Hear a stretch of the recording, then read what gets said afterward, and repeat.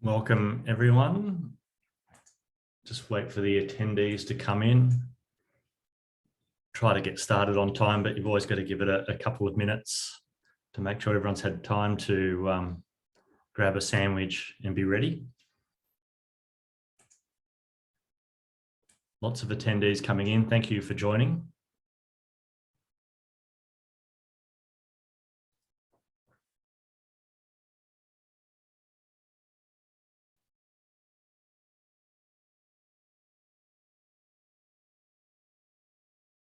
It says just ticked over to 101, so I'll just wait another 30, 60 seconds before kicking off.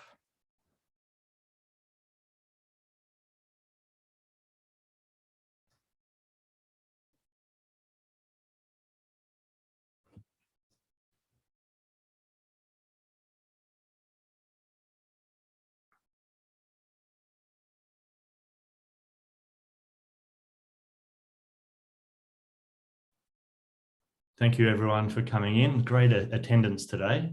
So it's been a little while between drinks for BRC-A's webinar, so it's great to have so many people register and attend. We'll kick off in a few moments, but got that slide up there. I hope you can see that the right presentation mode there. Is that right, Alex? Yep, slide looks perfect. Great.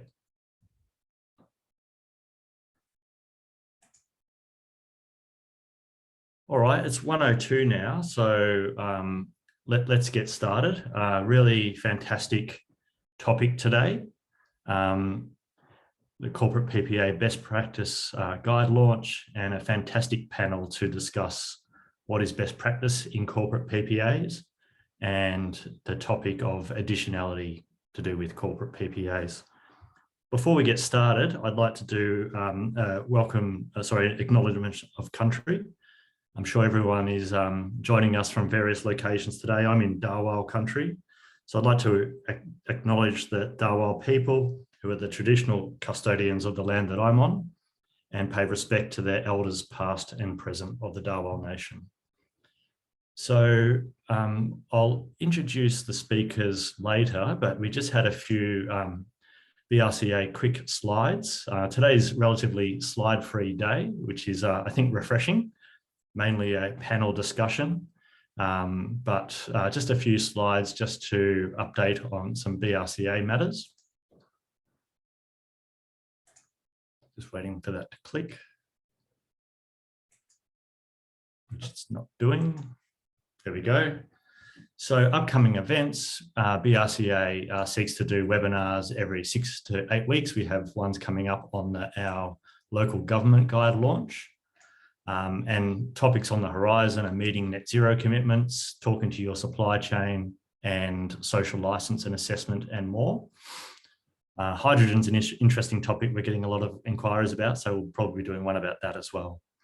In terms of resources, we're updating our website to be better integrated, and we're developing a diagnostic tool for energy buyers, so buyers can find what they need more easily, and also more tools and guides over time. We're planning for buyer boot camps later this year, and face-to-face networking events. Won't that be refreshing? And BRC-A will be attending Australian Energy Week in June. So if you're attending that, look out for probably Jackie and the rest of the BRC-A team at Australian Energy Week. In terms of our best practice guide, we developed 3 principles. One is principle 1, supporting the decarbonisation of the electricity grid using corporate PPAs. Principle 2, PPAs should support further decarbonisation of the grid by enabling other projects, and that might be including storage or other things in your energy procurement or energy management to enable that. And principle 3, support environmental and social benefits in order to build social license for renewable energy.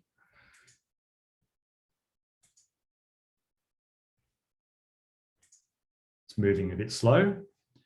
And we hate to dwindle buyers down to a number. but the scale of buyers makes a big difference about what sort of level of impact they can achieve, and also in terms of emissions reductions and contracting with various projects, and what sort of models will be preferred. So we've seen very large buyers in the US like Google and Facebook, and ones here like Telstra and BlueScope and Newcrest and UQ, who are joining today, achieve sort of high impact by financing new projects. But in between and for smaller, there's different options that are more suitable to each participant scale. So all this is detailed in our best practice guide. So finally, to introduce the panel, just waiting for that to click through. There's a bit of a delay. Here we are. Firstly, we have Ben Maddox, from the Principal Sustainability Officer of Maitland City Council. We've got Andrew Wilson, formerly of University of Queensland and worked on their Warwick Solar Farm project, now Director of Energy and Renewables in the Brisbane office of KPMG. Anita Stadler is probably needs no introduction to this audience, but she's Head of Renewable Energy Investments at Energetics, providing consulting services and advisory services for buyers on corporate PPAs. And finally, Michael Ferguson, Senior Energy Specialist at Newcrest Mining. So I'll stick to that order as we get into this. So I think, Ben, firstly, you're the first on the list. So would you be able to sort of give your view on what is just a short intro? There's lots of time to get into the detail of what best practice looks like in corporate PPAs and on the topic of additionality. Thanks, Jonathan. So as the best practice guidelines outlines, it's not a black and white answer to this one. So I can really only give my perspective and what we were looking for when, as a buying group, we went out to market. So obviously the benefits of a PPA are got many different facets: environmental, economic and social. In my opinion, being able to draw a direct link between the deal that you end up with and the production of the facilities and your load are quite important to me. I think we're on a journey now where we've gone from a grid that can handle just about any amount of renewable energy to the point where now we really need to start thinking about how we're going to get to a, for want of a better word, 24/7 grid. So for me, best practice, being able to draw a link between what you're buying and what you're consuming is extremely important.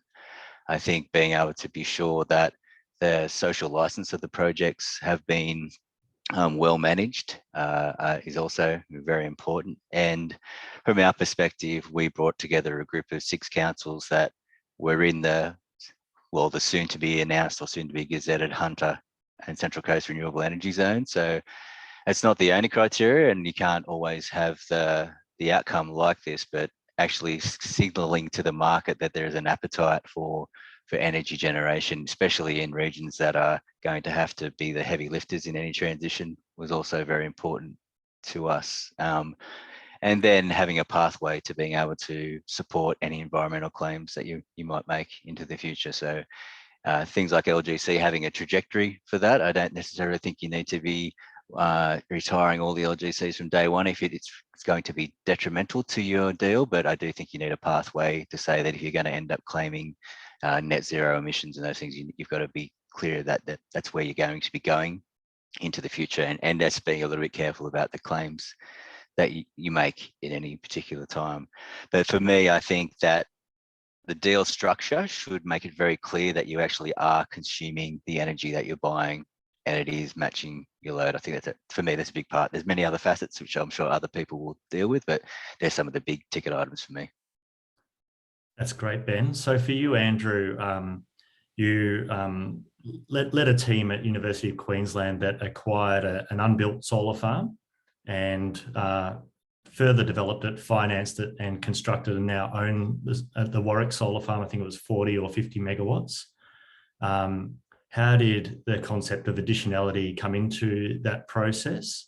And also maybe if you could add on to Ben's remarks about that connection of generating power and using it. Yeah, thanks, Jonathan. It's a really interesting topic, because what UQ did when I was there previously was a little bit different than the standard corporate PPA approach, in that UQ had a desire to own and operate the generation facility rather than to just contract it for 7 or 10 years or whatever the period may be.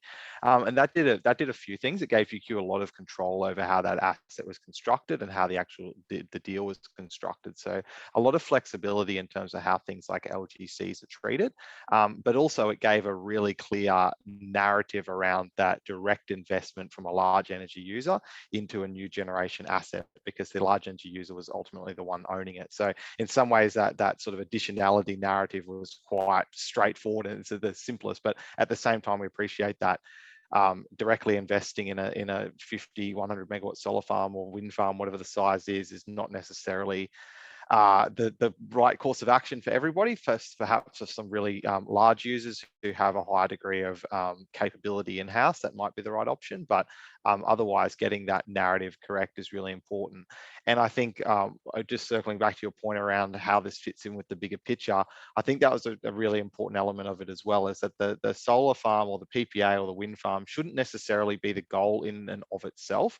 It really needs to form part of an integrated strategy around how you're thinking about energy price exposure, energy consumption, and increasingly carbon exposure, because energy may only be one element of carbon emissions in your organization. So it's a really great tool, and it's a big tool that you can usually use to take a really big hit out of your emissions footprint and to help provide that long-term price hedge against power prices.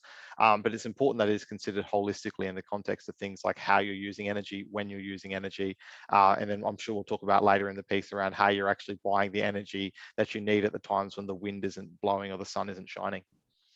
Fantastic. I saw Anita nodding there. So Anita, it'd be great to hear your perspective on additionality and best practice. Most of us work on one project at our organisation, but you've worked on many. So I'm sure you have to be adaptable in your approach. Every client you work for, every project you work for must be different. So it'd be interesting to hear that kind of angle on additionality, how it's different for different organisations. And maybe add to that that bit of nodding about an overall holistic approach to energy, which is, I'm sure, a keen topic of yours.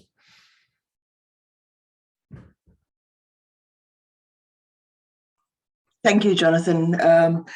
Indeed, I think every organisation, needs to run their own race, and that race needs to be within the context of their own strategic decarbonisation plans, as well as the electricity market risk exposure.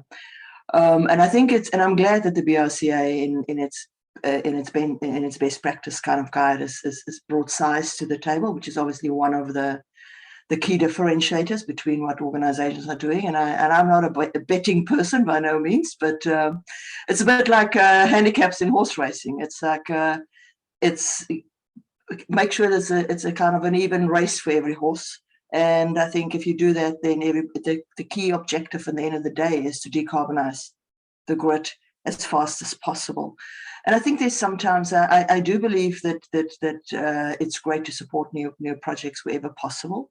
But not that model is not necessarily available to everybody.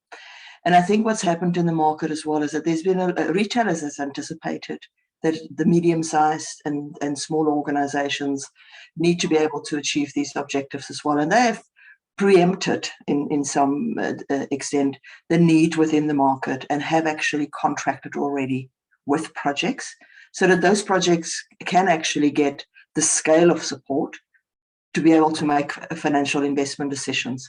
The retailers are taking that risk and are now selling off slivers of those particular projects. And I think there's just a risk often if one thinks about only new is good, you could actually delay the transitioning or to a decarbonized economy as well, waiting for all these projects to get online, and in fact probably slowing down some investments by retailers as intermediators in this process. So I think just to maybe wrap up, I think very important to be very clear about what why you are going down this path. Try and address as many of your strategic objectives as possible, be it decarbonisation, energy market, risk exposure while we're entering a period of unprecedented transformation.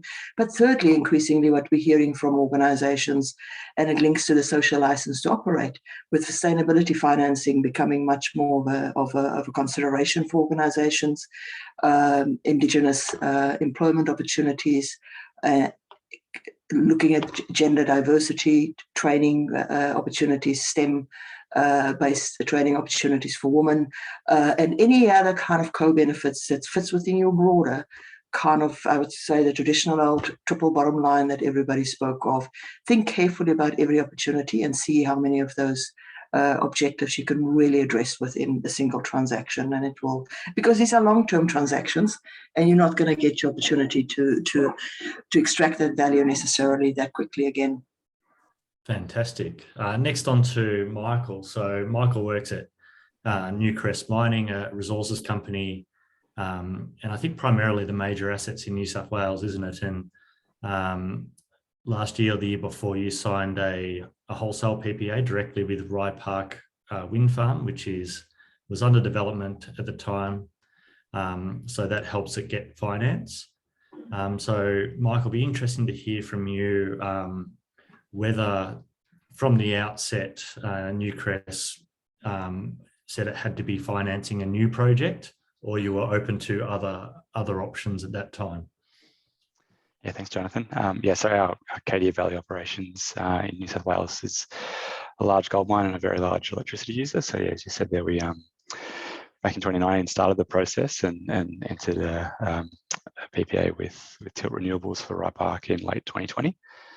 And yeah, so that goal of additionality wasn't necessarily like a requirement for us, but it was certainly a goal to kind of achieve that. And I think that's, yeah, speaks to the best practice guidelines that you put out to basically be as impactful as you can with the process you can run. And I think, yeah, Ben and Andrew have touched on a few of the key points there, but probably the other thing to add, I think that's important regarding best practice is just to me, it speaks a bit to the process you're running, like designing that so that it suits your organisation, and that they're challenging things to navigate internally and externally. So designing that so you're engaging your internal stakeholders, finding the best project partner or deal, whatever it is you're looking for, and actually getting an outcome out of the process. So. Thanks, Michael. And on top of that, Andrew and Ben, and I'm sure Anita, see that load matching or managing load is part of that. Is that part of what you're up to with having a mining operations and a wind farm, or part of that sort of selection process as well?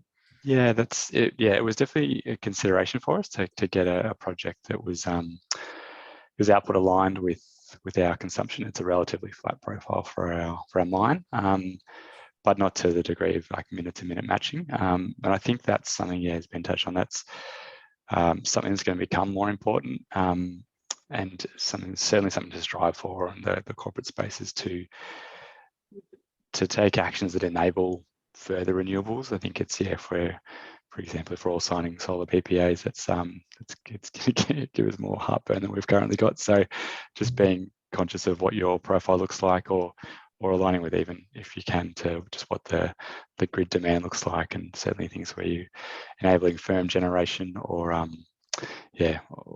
other storage, for example, that kind of helps us with this transition is certainly the gold standard there. So Ben, Anita raised the subject that it's not, you've got to fit these deals to suit your organisation. So it's not possible for everyone to be a Newcrest and or a UQ with huge energy demand, a large energy budget to go out and build a solar farm or sign a PPA with a wind farm. You saw this problem and you grouped together 5 or 6 councils and a water authority to get that kind of scale. But would you like to discuss other options for more small and medium-sized buyers to achieve best practice and additionality, but doesn't necessarily have to be that sort of wholesale PPA with the finance of a new project? Yeah, so there's all sorts of nuances in New South Wales government space as well. So pretty much the only opportunity open to us was via a retail intermediary anyway. So even if we ended up with projects, contracts that did bring on new projects, which we ended up having a deal that did link to the bringing on of new projects and other alternatives as well. At the time, we were sort of driven by making sure that we'd given our local region. So we come in the Hunter Valley, obviously it's well known as a energy generation region and an energy producing region.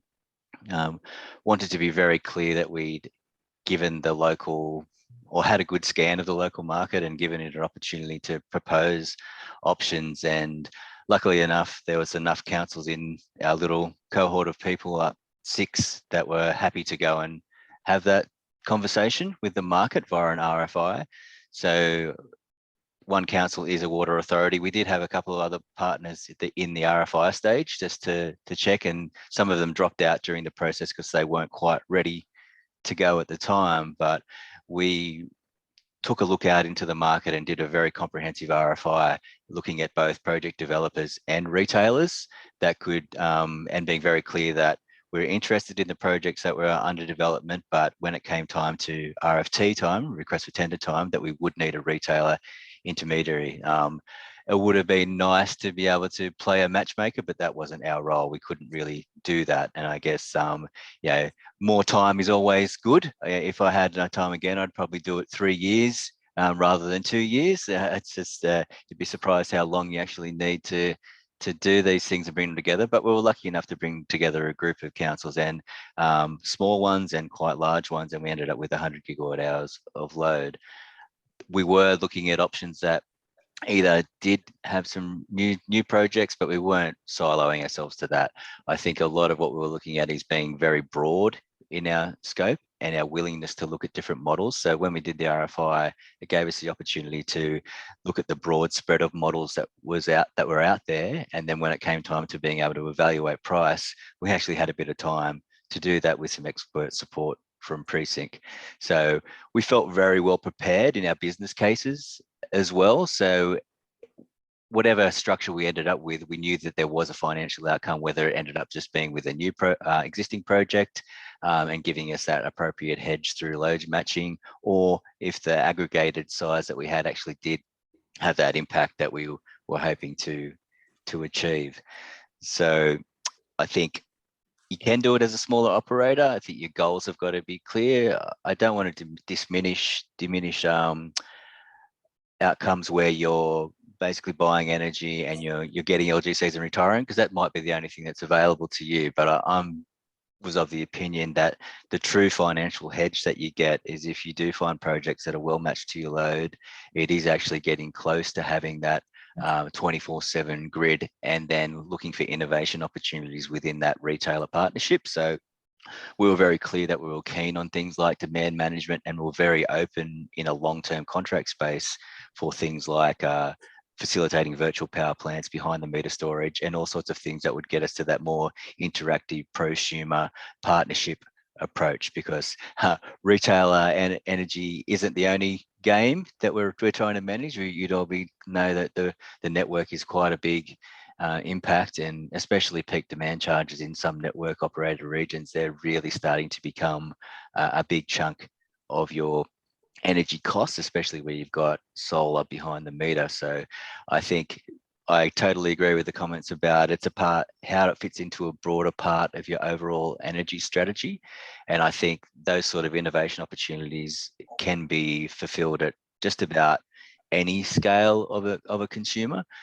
One thing that I was wary of, though, is that I think if it's a true PPA, you have to be able to draw a link between what you're being charged and the project itself. So I think things like contract length and those sorts of things do come into it. We were lucky that we were in the market when the market was relatively low. I wonder if the market today would produce the same results for those shorter term contract lengths. My guess is that they probably wouldn't, because nobody's going to give away money when they know that you've got a 3 to even 4 year deal. Why would you give someone a cheaper price when the market is this? So I think the contract length actually has a big impact on whatever scale of offtake you have in that arrangement. So I think in your evaluation process, it's good to have on the radar, am I actually getting the benefits of a renewable energy project, which are upfront capital amortized over a long period of time? So there's a lot in that, but they're sort of the things that we were focused on. I think you just listed every topic for the rest of this webinar. So hopefully we'll get to all those. Happy to go a bit more ad lib now. So Anita, Andrew, Michael and Ben, if you raise your hand up if you want to chime in with something. And also the audience, please put your questions. There's a couple come through already in the Q&A and we'll get to them soon. I might throw to Andrew because he looked like he was leaning forward and nodding while Ben was talking. So I'll just throw to him in a second, but just to be clear, what Ben achieved there. So PPAs, renewable energy procurement, have been very challenging for local government, for councils in Australia, about what level of capability councils have to get too involved in this stuff and enter into more complex arrangements. City of Melbourne led one of the earliest projects, quite a formidable one, 13 participants, a group PPA with Tango that saw the Crowlands wind farm get financed and built, which is amazing.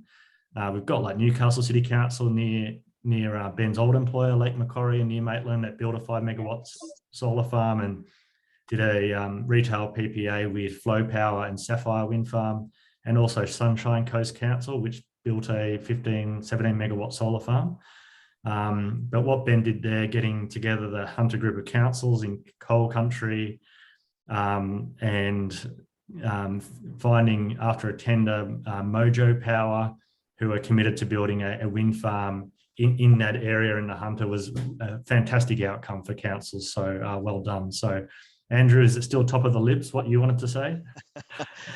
Plenty of topics I could go to, Jonathan. I might actually just touch on one of the questions I've seen come through about LGCs and the expiry of the renewable energy target in 2030, because it sort of speaks to what I've been thinking a lot about in terms of a typical PPA, as we'd usually use the word, would include the supply of, well, it's not quite the supply of black electricity, but a component linked to the output of electricity from a solar farm under a contract for difference mechanism, and then the renewable energy certificates produced from that. And I think one of the trends we've seen emerging is this LGC only PPAs being struck, or these long-term LGC only supply agreements. We've seen a number of high-profile ones of those struck in recent times. But I think the question is a really valid one, that as we get closer and closer to 2030, it's unlikely that only procuring the LGCs from one of these projects is going to be sufficient to enable that project to be financed and get a new project to be financed and get built. We just simply don't have enough time left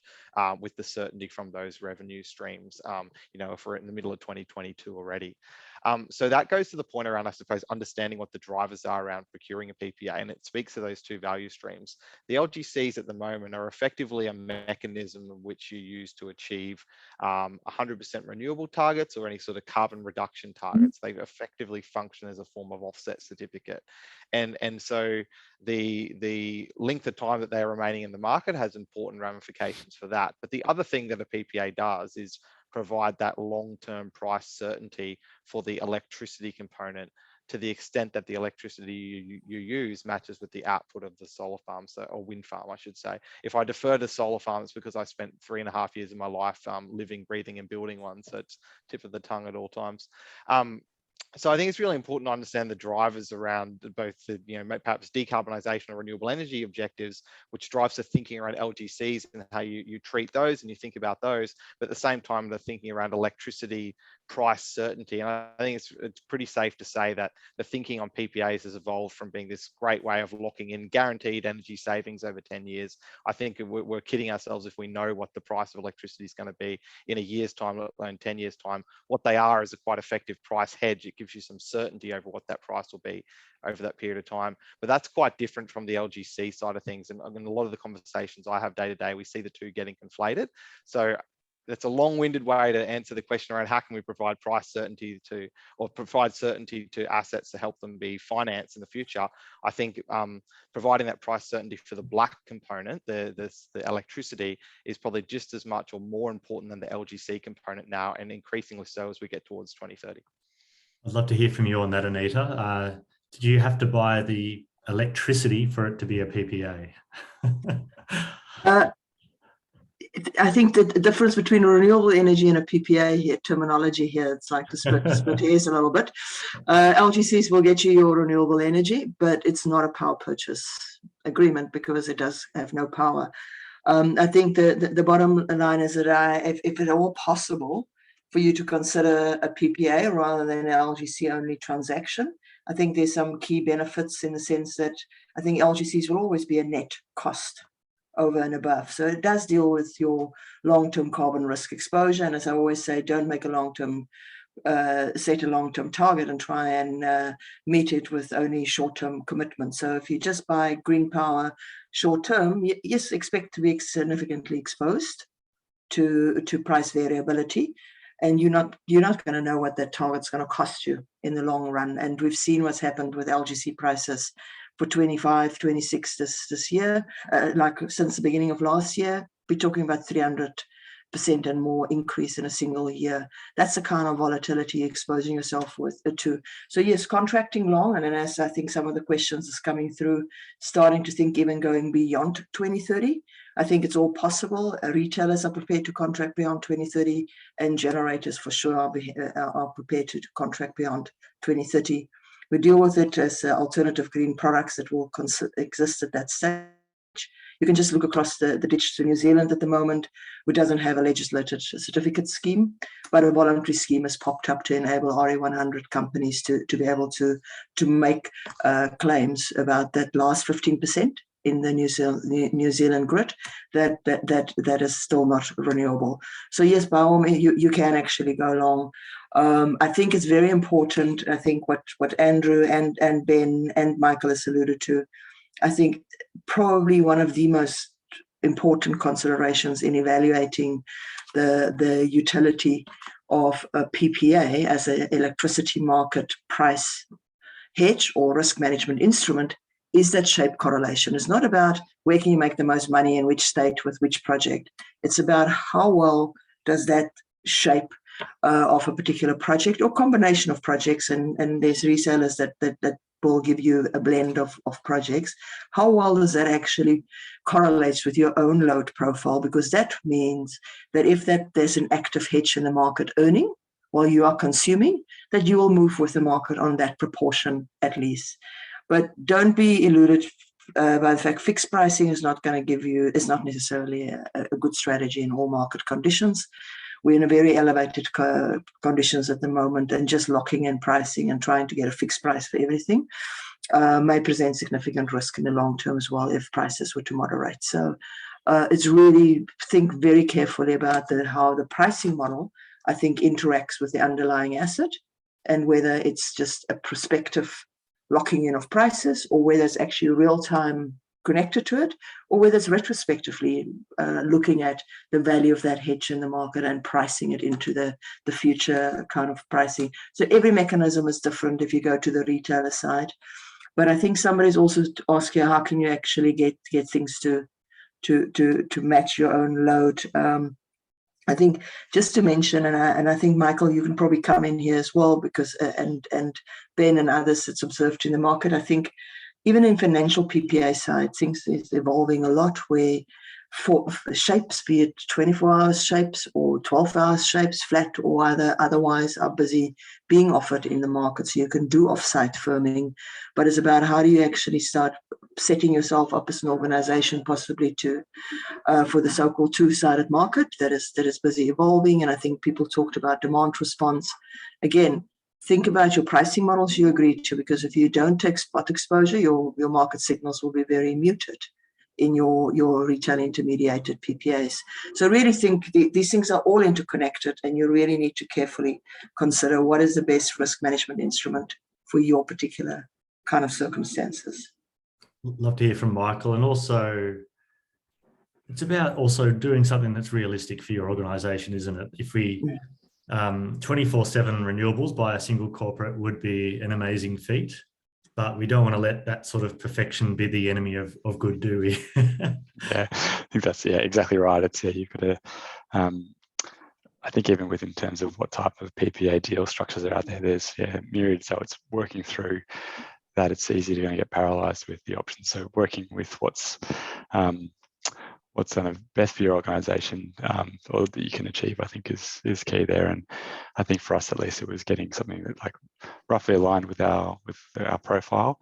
And there's now more work to do in that space. And I think like it's an evolving space. There's a lot of new products coming online, and it's easy to have those conversations around products that are available that are more suitable, and particularly for, I'd say, smaller and medium users. It's leaning into those retailer offerings to get something that's shaped more to your profile. But certainly we found and are seeing that there's more sophisticated options out there that to align your load with what's being generated. And then, as Anita touched on as well, then also with the energy user looking at what they can do to their load shape to respond as well. So I think there's limits. Obviously, you've got to kind of in our case keep production is king, so you've got to keep everything operating. But is there some flexibility there to respond to price signals or project outputs? So we got a question from Phil Bailey, which I think applies to you, Michael. He says, how does everyone balance the internal procurement policies that may require a competitive process with long delays that this causes to the delivery of the desired benefits? Do you just suck it up or try and influence procurement? And I guess, these are projects bidding into your process. And if you're not quick enough, they might find another off-taker. So you can't sit around for 2 or 4 years establishing all this. Did that come into your process where you sort of had to, move forward at some point? Not too much, to be honest. I think it was, there were initially some expectations that would move much faster than we did, but I guess I think that's a very key message, is to engage early and often with the internal stakeholders, set expectations that this can take time. And certainly had some strong senior management support, which kind of helped treat this not as a standard procurement process, like certainly going through all the due diligence tasks, like running a full tender process and assessing the projects and partners. But it's not a 2 or 3 month exercise when you're looking at the larger scale of things. So we've got about 20 minutes to go, and I do want to get to those principle 2 and 3 later on around sort of storage and also other co-benefits, social, environmental, and so on. But just to touch on the topic of term. So term being how long a PPA is. And we have seen some announcements that have been more like 3 years. I think some of the original PPAs were 15 years. I know Stanford Uni in the US did 25 years, which just doesn't feel fathomable here. But I'd like to hear from the panel about why a longer term, at least 7, maybe 10, 12 years, makes a difference in how it's additional and how it's best practice. Would you like to go first, Anita? I think I would definitely, in my assessment, a 3-year transaction is not a renewable energy power purchase agreement in the true sense of the word, because there's just no way that any large infrastructure project is going to get up with only a 3-year kind of support for it. If you look at even cumulatively, and let's assume it's 100% signed up. So you typically, I think 5 years is probably the minimum tranches of finance that's probably out there, which feels to me is probably about the minimum, I think, that I think would start qualifying for me as really securing a linkage of any sorts to an underlying asset. Less than that, it's a portfolio-based approach with nobody's going to give you any other pricing than what's on the futures market, and that goes for LGCs and power. So going long, of course, is really what it's all about. Project finance, and it's the revenue certainty that will, and the quality of the off-taker, obviously, which goes into that revenue certainty as well. It's not just tenor, but who's behind that tenor that matters. But presuming it's a investment grade off-taker with able to provide 10, 15 years, it starts making a difference in the financing rates that's coming through to the underlying project that can actually reduce your cost as well. Andrew, I can Don't play poker because I can read you easily. You wanted to say something. I'm terrible. I lose money every time I try, Jonathan. So good pick up. I was going to touch on two things. Yeah, from put the finance or commercial lens on for a second. It absolutely makes a difference to the financing terms. Credit rating probably influences the interest rate that a project could obtain, whereas the tenor of a project will influence the gearing or how much debt to equity that the project requires, and that can have a really material influence on the delivered cost of electricity from these projects and whether or not a project is able to clear the hurdle rates that the equity investors require to get a project committed to and construction commencing.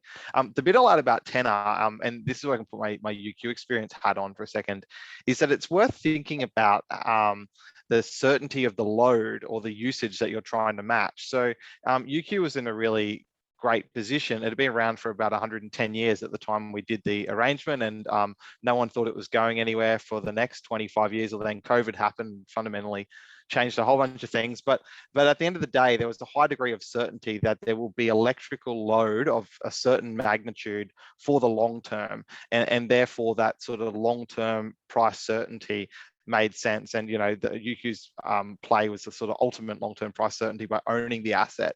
And the thing that Arc Energy and Korea Zinc have done in Townsville is a similar play on a similar sort of thinking. But I think that's the other thing to think about in terms of tenor. Like if you're an organization that you're not sure what your load is going to be in 3 years time, let alone 5 or 10 years time, that's going to make it challenging for those longer tenors. But if you are an organization that does have a high degree of certainty around the amount of load, or at least a minimum amount of load going forward, absolutely you should be thinking about that long term, because again, it's that price hedge thinking that I was talking about earlier. It gives you that certainty to understand what a large part of your electricity cost is going to look like into the future. It's such a fundamental, isn't it? Because that it's a market advantage of a long-term customer, because others in the market don't have that certainty. They don't know if things are going to be high, low, left or right in 10 years time. But UQ is going to be consuming a lot of power in 10 years time, and it allows you to take a longer term view. And that means you can actually tap into this lower price of wind and solar by taking the long-term view, unlocking cheaper finance that other participants in the market can't play. And obviously PPAs are a sustainability initiative, but that's what unlocks the financial benefits of PPAs, is taking that long-term approach. And I think even some schools, so smaller customers, but with that certainty, they know they're going to be consuming power in 10 years time, have been able to sign 7-year deals with flow power and so on. Michael, did you have anything to add to term, or should we head on to storage and that co-benefit? I think you're running out of time, but just to draw the link that I don't think I don't think it's impossible, but I think having expert advice in the room with you is a good thing to have. Because if you're evaluating deals and you're having 3, 4 and 5 year deals on the table and they're not significantly lower than the current futures price, then you're not really getting a PPA, in my opinion. If somehow they could manage to give you a significant discount and draw a link to the project, then happy days, but I don't think we're going to see that. So, Yep. So on to storage. I think a lot of the large players in sort of corporate world have done PPAs, and there hasn't been too much storage included to date in the PPA. But for moving forward, do you think that should become a stronger element of renewable energy purchasing, or should customers just couple it with offsite PPA, on-site storage? And how does it improve the validity of a corporate PPA or overall energy management strategy? Did you have any thoughts on this, Michael, first? Sorry, I didn't give you a warning on that one. That's all right. Yeah. Look, I certainly think it will become a bigger part of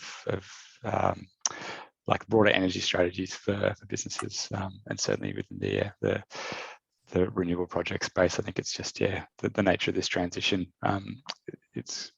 It almost has to, otherwise we're just going to keep exacerbating the problems we're starting to see. So there's certainly something we're looking at, both on site and off site. So yeah, I think just with the transition of generation, but also just the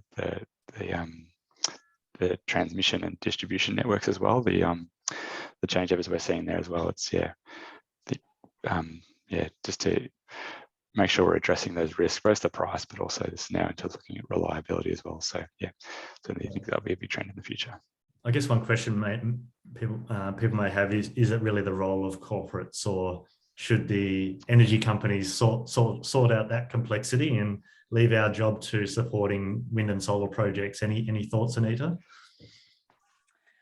I think it's storage, behind the meter storage is not for every corporate, I would say. If you've got behind the meter, it's essentially an energy system problems, security and stability and reliability of supply. But if you've got a lot of behind the meter generation capacity, then I think there's, and if you have got an electricity price model that is spot exposed in any way, then having storage could potentially provide attractive opportunities going forward, benefiting not only from obviously in the energy market, but also looking at the auxiliary services market, such as FCAS and related revenue streams can get accessed. But I think what we are observing as well is that there's a desire amongst corporates to want to make a contribution to the smooth transition of the energy system. And it's one of the deals that we worked on, obviously, was the New South Wales government one, which where they've contracted for capacity alongside supply for electricity in the long term. There's other organizations that are asking generators to put forward solutions that include batteries off-site in terms of just helping to shape the hedge that they actually are contracting with. And in some cases, as I said, there's flat blocks that's being provided, and by default, those generators are utilizing off-site storage, and a combination of their portfolio benefits derived from wind and solar projects to be able to firm those blocks. So I think there's definitely a drive towards kind of, we're all in this together in a way, and we need to try and yes, protect your own interests, but where you can make a contribution to the bigger system and aligns with, obviously, with your own interest, we definitely see that there's a drive towards that. That's great. I think we do all want to be part of it, but we don't want to end up on the front page of the Daily Telegraph or the Herald Sun about some battery investment gone wrong where we've gone a bit too far for our own organisation. Ben, I know you're a believer that wind and solar alone is not enough. It needs to be coupled with storage, and you were quite keen on storage. How did you end up? Are you guys doing it on site, or? So we didn't get storage per se, but it's in the mix and probably in the more facilitating behind the meter space. But that's not to say we didn't ask for it, and I think it's always worthwhile asking for how storage it fits into the mix of your PPA, because the companies that we're talking about are in a better position than any of us to have those economies of scale and invest in that. And if they feel so inclined, pass on the benefits to the customer, either via a better load match or a smoother price. So I always think it is worthwhile asking for what strategies they're going to, if you've got some sort of load shaping interaction, which I think most PPAs should have, how they're going to help you protect themselves and you from those peak hours in particular. So I think it is always worthwhile asking, is there a capacity for dispatchable renewables within their offering? Often they will probably take the money and run with that, because it's obviously going to be at the highest value times when they will want to run that, and whether they pass it on to you or not. But I think saying to the companies that you're working with, especially when you have a retail intermediary, that you do care about how the grid is operated and the stability of it, is something that I would put into more of a co-benefit space as much as a financial benefit space. And Andrew, you built it's quite a famous 1 megawatt Tesla battery at UQ now, and has been amazing the way you've shared information about that as it performed while you're at UQ. And probably if you were still there, you'd be building electric buses and pumped hydro and hydrogen production facilities and so on. Do you have any thoughts on storage being included in corporate PPAs? does it add to the validity of the PPA, or we need to moderate how far corporates can go in this space? Yeah, storage is an area that I'm doing a lot of work in my new role with KPMG, and I've been involved in a number of sort of notable storage transactions over the last 6 months or so. The challenge is both in front of the meter PPAs and behind the meter is actually the incentives being there. Just to pick up on what Anita was saying, in the traditional PPA structure, which is a sort of like the buyer gets whatever the plant produces and then pays them a fixed price for that. There's no incentive for the owner of that asset to put in place storage. What we really need to see is a move towards the owners of these projects or developers offering more of a shaped or firmer product to basically say, like, either be a load following PPA where they actually match your consumption as a customer, or at least a more predictable shape, not a shape that could do this if it was a really cloudy day or the wind was really all over the shop, because that then provides the incentive for the owners or developers to put in place storage so that they can sell those products to you. But likewise, even behind the meter, it's really challenging. Your traditional retail deal is either a fixed price 24 hours a day, 7 days a week, or it might have a peak and an off-peak component. There's not a lot of incentive to implement storage if you have a fixed price retail arrangement, because you don't have that exposure to the really highs and the really lows of the market, which does help the business case for these assets. So it's quite a challenging thing. I don't have the solution right to hand. I mean, there's all sorts of models on a spectrum, but I think it's challenging to get the business case for behind the meter storage to stack up without some degree of market exposure. But it's something that needs to be carefully thought about, again, as part of that holistic strategy. I think when our buyer members ask us, or developer members as well at BRC-A, I express that wholesale PPAs, retail PPAs solve an obvious problem for corporates, a sustainability problem, how to, get more out of your LGCs, tangibility, locked in price, and also that exposure to in the medium and long term to the energy market, that if the market goes up, your bills go up, and how this can help manage that exposure.